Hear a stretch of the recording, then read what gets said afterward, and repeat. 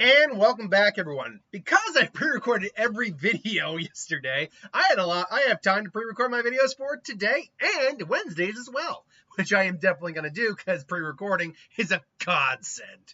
So, from iMember, we have the question of what is Luna Lovegood's Lantern Corps? Luna's a very weird character to figure out an emotional, her main emotional core. Because she's very wispy, kind of head in the clouds, wandering around. She's not emotionless by any stretch of the means, and she's also not an idiot. She is very intelligent.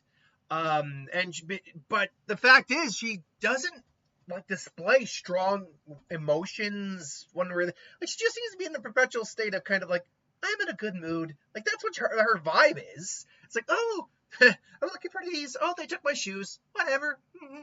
I'm gonna dress up as this mascot. Low key, at that, if that were me back at that age, she probably actually would have been the girl I was more interested in, because she's not a bad looking. If you've seen her years later, she grew up. But no, I'm she's cute. If I were in that age group back then, I'd probably be I like the weird chick. She's fun. She's at least fun to hang out with. So yeah, I'd be down. But yeah, now of course now you see her these days, and it's she all that cast grew up. Holy crap! But yeah, she's very weird. Let me put it this way: her emotional Lantern Corps is so kind of hard to pinpoint for me. And I'll let you guys figure out if I get it right or not, that I can only really consider two on this list. First off, let's just go down here for a little bit. She's not a Lantern of Sorrow. She's not, her wisping, I'm going to call it wispiness. Her wispiness is not it's not something masking a deep sorrow. Although she did see her mother die, which is why she can see the Thestrals, I think they're called. The Thestrals. That's because anyone who's seen someone die can see them. But as far as we can tell, that's not who she's not really all that sad. There's no deep sorrow in her. She's not a Green Lantern. Not to say she doesn't have a decent amount of will and can't overcome great fear. It's just not a defining trait of hers. She's also certainly not a Yellow Lantern, as she does not inspire great fear, and nor is she a Red Lantern. There doesn't seem to be a real ounce of rage in her body. On the other side of the fence, though, you might think, well, now she's a Gold Lantern. She's perpetually happy. No, that's not quite how Gold Lanterns work. Yeah, I'd say it'd be an honorable mention based on how she kind of is, but she clearly has experienced sadness in the past, as people in her life have died. But I don't know, that the Gold Lantern in this scenario is a bit of a gray area.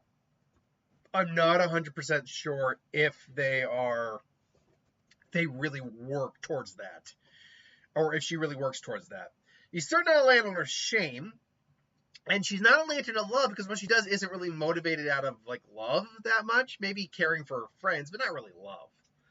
She's not really a White Lantern, even though she knows the Patronus, which is kind of life and happiness and energy.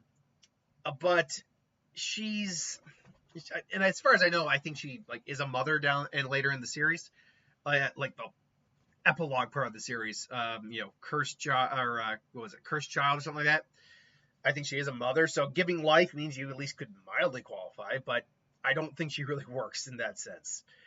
Black, yeah, she's not a Black Lantern. She's not dead, nor has she died, nor the only thing she's really seen is seen death. That leaves us now with a very small crux here, and obviously, she's not an Avarice Lantern either. The only two that kind of work is Compassion, because that seems to be one of her real big defining traits, is she's very understanding of others, very compassionate, just there to lend an ear on and talk to. Now, Indigo Lanterns do look for more people who are beyond redemption, and then kind of just bring them up, basically wipe their personality out and give them the base personality of a Lantern member of the Indigo tribe. It kind of just, it's almost like these rings are sentient with their own base personality and just rob you of it.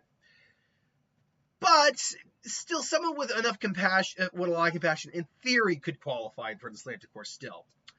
But that being said, I actually think her defining Lantern Corps is hope. because she just goes through life with kind of like this, not ditzy, but youthful optimism.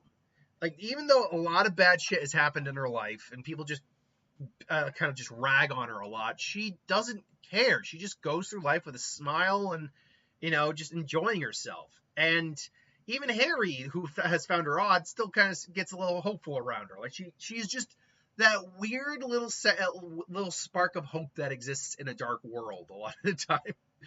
And I think that's a nice core for her. Like, she doesn't seem to lose faith in anyone or anything, be it herself or her friends. So I actually think Blue is not a bad Lantern Corps for her. Now, that being said, this is just my opinion. Like I said, she's a really difficult character to pin down what her dominant emotion is. Or at least dominant emotional representation. So I leave it to you. What do you think? Do you think she's more of a Blue? Do you think she could qualify for Indigo? Do you think she actually is a Gold Lantern ultimately? And I'm going to just do that a little bit to put a bit more of that on the screen. Or do you think there is a reasonable argument for any of the other ones on the list? Let me know in the comments below. But until then, thanks for watching. Hope you enjoyed. Like, comment, share, subscribe, and I'll see you next time.